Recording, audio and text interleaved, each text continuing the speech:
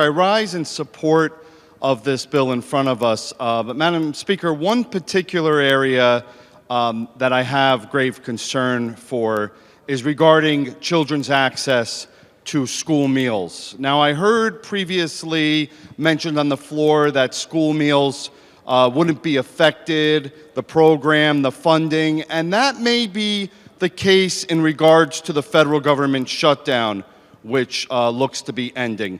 But my concern is due to H.R. 1, which will cause restrictions and reductions with children who are going to be eligible for free school meals.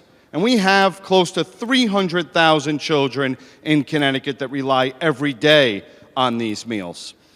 We know from our constituents, with the cost of food rising, inflation, tariffs, it's getting more and more difficult for families to put affordable meals on the table. For some children, that breakfast and/or lunch they receive in schools may be the only meal that they have that day, unfortunately. And that access to a nutritious meal is so important for their physical health, their mental and emotional health, and for the ability to learn.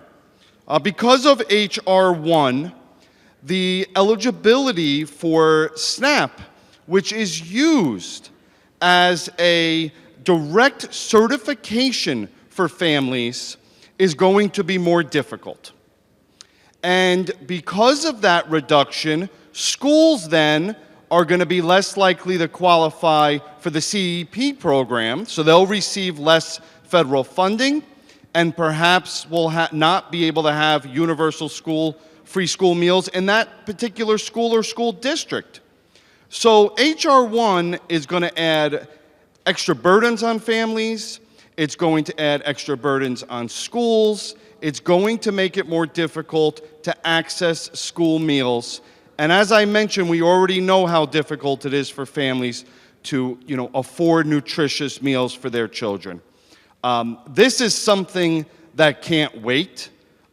These effects with SNAP, these changes, are going into effect now.